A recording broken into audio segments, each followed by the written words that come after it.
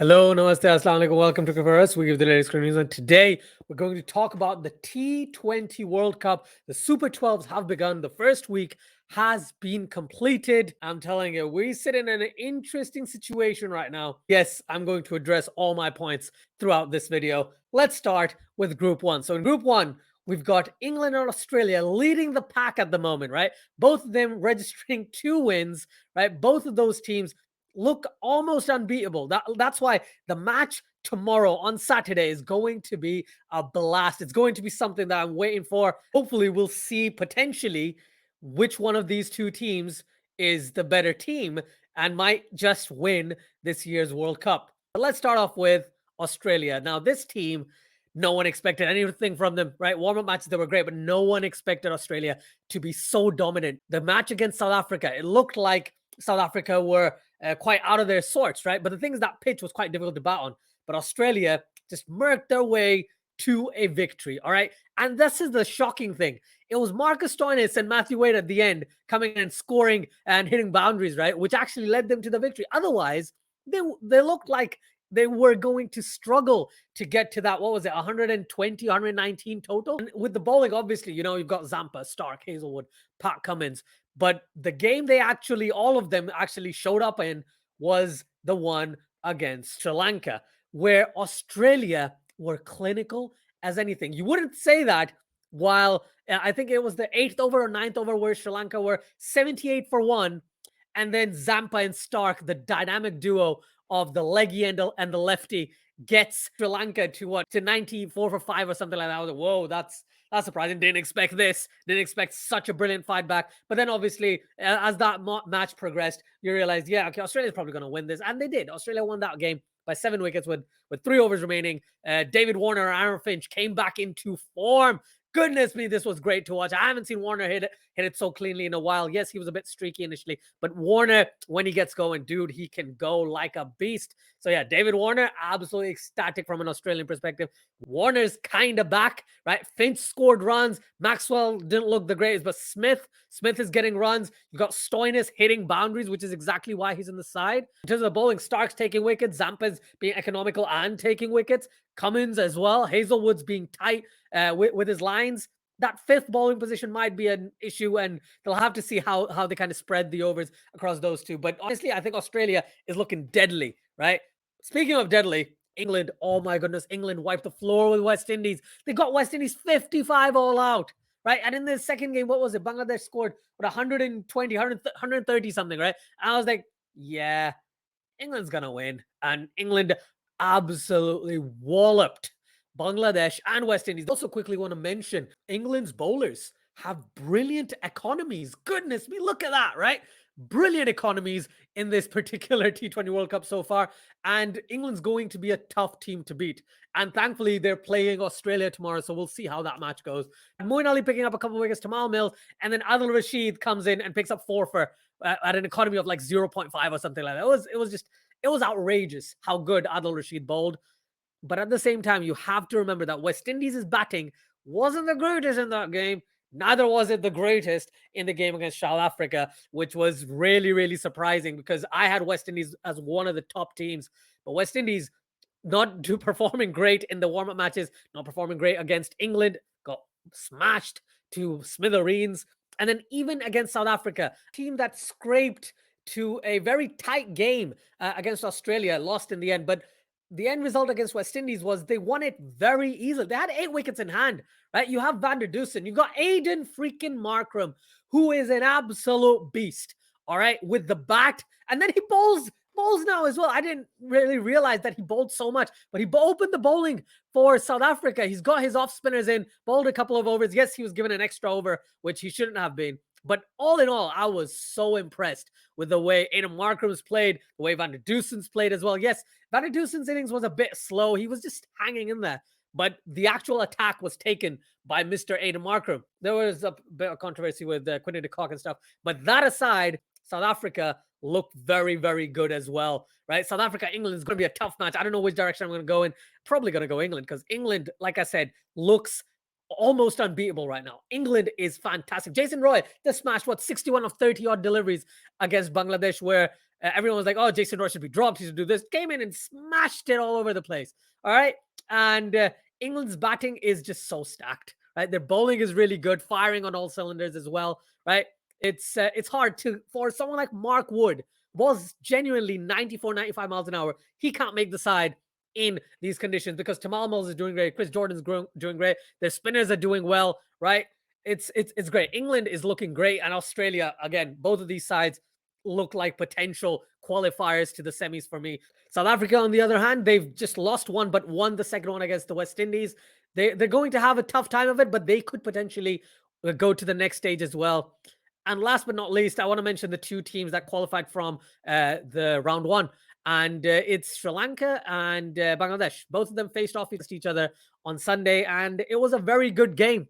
It was very entertaining. Yes, it wasn't the greatest day for bowlers, but for batting wise, you had Mushfiqur Rahim scoring runs, you had Mahmudullah scoring runs, you had Rajapaksa scoring runs, you had Asalanka scoring runs from the Sri Lankan standpoint as well. So it was good. Batting wise, that was a great game. And honestly, I didn't know who to call, right? Yes, in the end, Sri Lanka won with like 5 wickets or something like that. But Sri Lanka was very, very impressive in that game. Their bowlers, like I said before, Kamara and Chamira, quick as anything, these guys. These guys bowl consistently 144, 145 kilometers per hour consistently and chasing their pace as well. Kamara has a fantastic slower ball, which he utilized against Australia. But the thing was, Steve Smith just hit a beautiful cover drive. And I was like, wow, right? Steve Smith is absolutely class. By the way, I don't know if I mentioned this, but Steve Smith is looking pretty good. He's not smashing the ball at 150 striker or anything like that. He's just fulfilling his role as an anchor very, very well. And the end result is that Australia has now won both of their games, right? They're facing off against England next, which is going to be the Ashes, but in T20s. It's going to be fun. It's going to be great. And Bangladesh, they've got Mushfiqur Rahim. They have Mehdi Hassan, right? They've got Shakib Al Hasan, right? Who hasn't performed as consistently within this round yet, but he probably will. Because he's that type of player. It's unfortunate that Saifuddin is actually now ruled out of the World Cup for Bangladesh, so they'll have to decide how to manage that. It's going to be a very interesting end of Group 1 because, like I said, I called England, West Indies. I changed it to England, South Africa.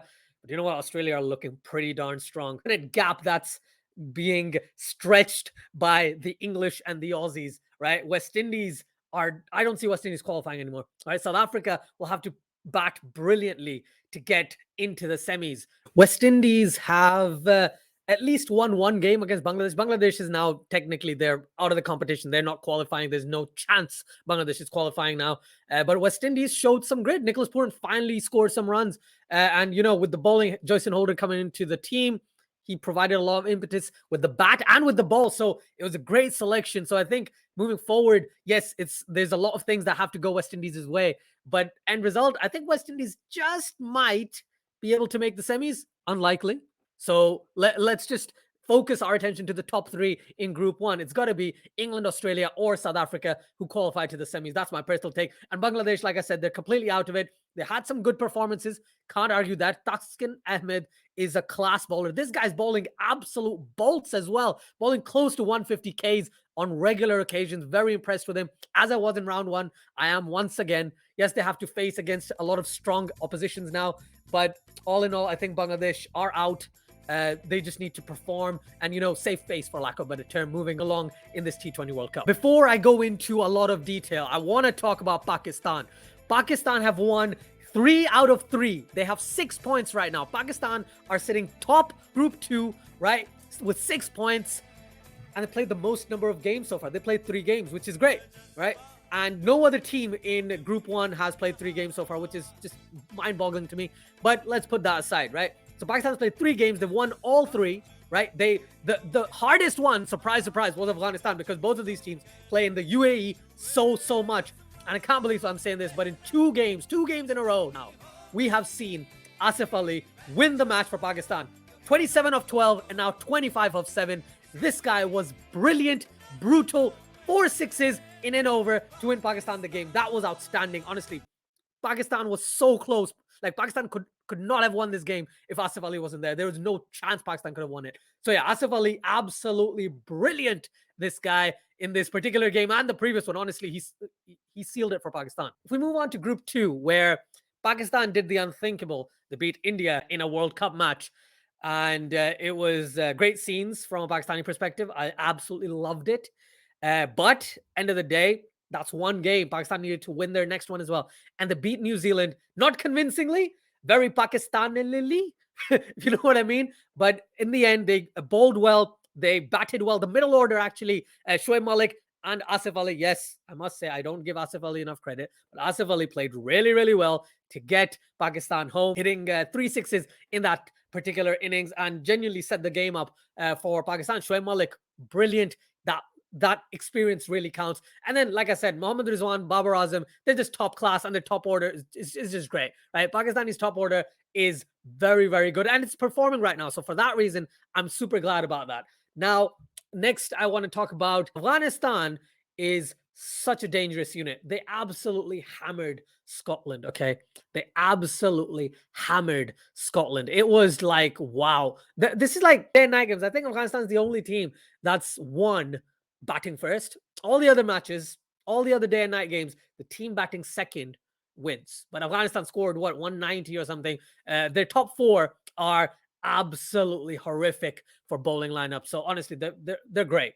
And in their bowling, Mujibur Rahman gets a 5 for. Okay, Rashid Khan gets a 4 for. And the Afghanistan bowling lineup, again, with their spinners, is so lethal. Quick mention on Afghanistan as well. Afghanistan have really good players. They have good batsmen. They bat till number 9. Yes, Rashid Khan, I'm including in this, right, for this instance. But Gulbuddin and Nabi were the guys who scored runs against Pakistan. They both scored 35 each and got them to a decent total and almost beat Pakistan, right? In their bowlers, they have 4 match-winning bowlers, and then the 5th bowler where they keep losing things, right? Karim Jannat or Gulbuddin or whoever they bring in as their 5th bowler, that's the weak link. Everyone else, Naveen ul Haq, Rashid Khan, Muhammad Nabi, Mujibur Rahman, all of them are absolutely stunning bowlers. Class, absolute class. And yes, Afghanistan in the UAE is dangerous as anything. They've just lost their 17-match winning streak in the UAE to Pakistan. But all in all, I just think both of these teams, Afghanistan and Pakistan, are class in these conditions. And I must say, Pakistan, hopefully, they do qualify to the semis, but Afghanistan is looking like a tough team. Great competition. And Namibia, they faced against Scotland. I don't expect much from Namibia, but they showed grit. They beat Scotland, not convincingly, but with their bowling, Trumpelman getting 3 wickets in the first over was fantastic, right? David Visa doing David Visian things. And then with Scotland, you had a couple of players performing, but Scotland in general, I didn't expect much from Namibia or Scotland, but I was shocked to see Namibia win. All right. Namibia is probably not going to win, but Namibia is showing fight, and it's great to see. And with Scotland, they showed fight too. I can't really say they didn't, but I think Namibia just had the stronger hand. So at the end of the day, Namibia's got the points, and Scotland, unfortunately, is at the bottom. And we have to talk about New Zealand now. New Zealand's only played 1 game. And surprise, surprise, so has India, which is absolutely outrageous. It's bonkers, right? India and New Zealand have not played a second game, and Pakistan has played their 3rd now. It's crazy. The way the schedule is, it's maddening, right? But anyways, that's for another time. But New Zealand looked good in that game as well. The batting wasn't up to the mark. I was surprised that Glenn Phillips, Devon Conway, Martin Guptill, these guys didn't perform. Tim Seifert didn't perform as well as I expected. But again, it's just 1 game, right? But Devon Conway and Kane Williamson did look dangerous against Pakistan until they got out. So from a Pakistani perspective, I was happy about that. And with the ball, Ish Sodhi is always great. Trent Bolt is great. But the issue they have now is that Lockie Ferguson has been ruled out of the T20 World Cup. He is so crucial to that New Zealand bowling lineup that they're going to struggle. Got Adam Milne who's going to come in, but I don't know when he'll actually be available to come in and play for New Zealand. So they're going to have a tough time of it in the next couple of games before Adam Milne's available. And I must tell you, Southee and Santner, that decision by Kane Williamson, bowling both of them in the last 5 was just not ideal. They're the reason why Shoaib Malik went after Santner, Asif Ali went out after Southee, and end result, Pakistan won that match.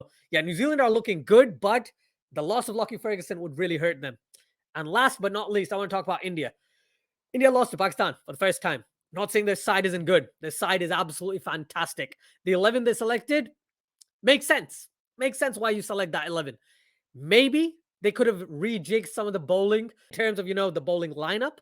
But barring that, I don't see many issues with regards to the Indian bowling. I think Pakistan just batted really well.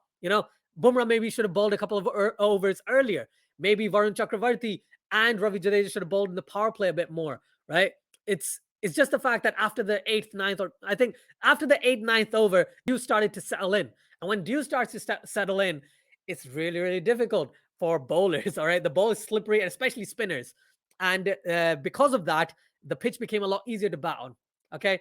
I'm not saying that's an excuse for India losing. All I'm saying is that's a fact, which is why most of the matches, when the team bats second, they win. And it's been an outrageous one. You don't see Pakistan be this calm usually, right? So I'm hoping that they keep continuing this, that they haven't peaked too early. That's what I'm hoping. I hope they don't peak too early. But from this group, it's surprising right now that, India is not in the top three, which is something I never thought I'd say ever, right? New Zealand nor India are in the top three. Plus, they've only played one game. So let's see where it goes after the India-New Zealand game on Sunday, which is going to be a blast. Right, guys, thank you so much for watching. Please like, share, and subscribe if you haven't done so already. Please do let me know what you thought about this video, the week 1 of Super 12s, this entire T20 World Cup. All the players, all the teams would love to hear your thoughts in the comments below. And hopefully week 2 is still good for Pakistan, but also for India, because I really want India to qualify with Pakistan, ideally. And yeah, until next time, please take care, stay safe, and I'll catch you in the next one. Bye, guys.